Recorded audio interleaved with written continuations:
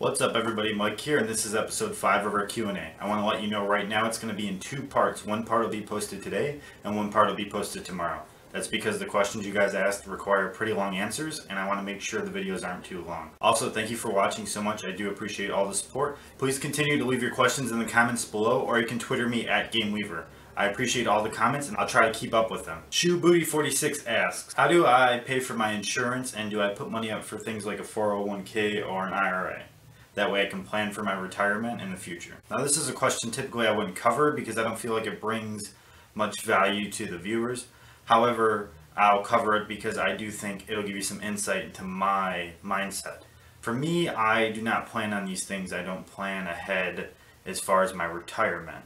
My whole retirement plan is to bust my ass now so that when it's time for me to retire, I have a business that someone else is running or something along those lines. And some people might say that's kind of stupid that I'm not putting my money up in a 401k or an IRA. But the way I look at it is every dollar I put in there, there isn't a dollar in my business. And for me, that isn't okay. So I put everything into my business. That way I can make it big. And then when I make it big, I can worry about the little things. As far as health insurance goes, I don't have health insurance. I also don't have many health problems. I'm pretty young. And granted, over time that will change. So maybe I'll need to reevaluate my situation. But for me, planning in the future requires putting up a lot of capital that I'm not willing to take out of my business at this time. One day I hope I can live comfortably and have health insurance and have an IRA and a business. That'd be great. But until then, for me, it's about putting everything in, and then that's the only way you're going to make it big. And yeah, and if I don't make it big, then maybe I'm in a worse spot than I should be, but at least I tried and I really pushed forward to try and make it. I do think it's a very good question though, because a lot of people might not think of these things. A lot of people might have families or kids. These are things I don't have to worry about, which I'm lucky in the sense that I'm a business person. I don't have to worry about them. But if someday they do arise, then I'm going to have to reevaluate the way I do things and how I think about them. Toxify asks, do you have a wholesale license? If you do, can you tell me more about how to get one and where to find sources? Before I even answer this question, I want to explain what a vendor's license is. It's a license issued by the state which says that you can buy tangible goods from a wholesaler without paying sales tax, and in return, when you make a sale in your state, you then collect sales tax. So if you get a vendor's license, you are required to collect sales tax for sales in your state. Now make sure you check the percentages on sales tax and you keep up with this.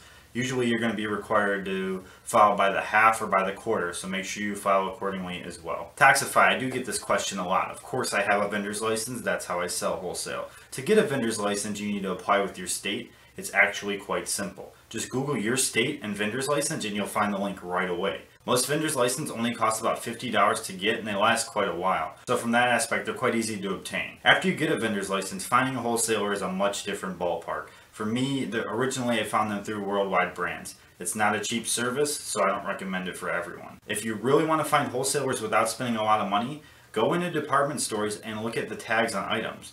There you'll find the brand name.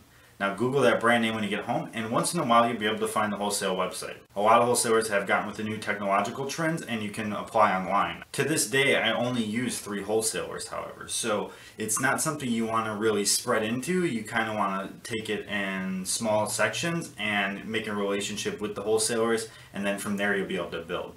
I actually just got approved for my Net 30 with Jinx, who's the supplier of Minecraft, and that allows me to buy merchandise and pay 30 days later with no interest. So that's a great opportunity for myself. And if you can build a relationship with vendors and create these opportunities for yourself, that's how you grow your business and really take it to the next level. Make sure you keep in mind there are 2 types of vendor's license. One is for traveling and selling at things like stands and flea markets, and the other is for having a specific location where your business is held. Make sure you read the regulations for both and use the one that really applies to you. I have the one that's in a set location. However, I can also apply for the separate one if I want to go to conventions and things like that. Young Vegas asks, how do you handle paying your taxes for selling online? Also added to that was Johnny Bravo, who asked if I can discuss what percentage I put up for my tax. Alright, this is a really good question, and it's something you should really know before you start selling online.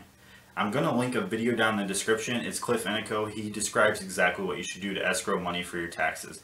But for me, I put up roughly 20% of my gross sales into a savings account, and I let that bear interest over the course of the year, and then I pay my taxes with it. Now my situation's a little different than a lot of people's because I worked a job where I was getting paid a salary for 9 months out of this year. So that's going to offset a huge portion of my profits, which will allow me to take my income tax and offset it against the money I owe on profit. But my suggestion to you would be to put up 25% of your total income for your business and then keep it in a savings account. Whether or not that makes or breaks you depends on how you set things up. But it's a good thing to have, because if they come asking for taxes and you don't have the money, you're put in a really tough situation that you don't want to be in. The number one thing you don't want to do is owe the IRS money and not have it whatsoever. One unfortunate factor is, since the economy did go down a couple of years ago, interest-bearing accounts are hard to find. So I'm actually having a tough time finding a good savings account to escrow money in. So if anyone has suggestions on a good account to keep money in, I would appreciate that information as well. Alright, as always, I thank you guys for watching. I do appreciate it. If you like the videos, please give them a like, follow me on Facebook and Twitter, and continue to grow this community. I really do appreciate all the views, all the support, and all the comments. Please watch tomorrow's part 2 of this Q&A. I'll see you guys tomorrow. Have a good night.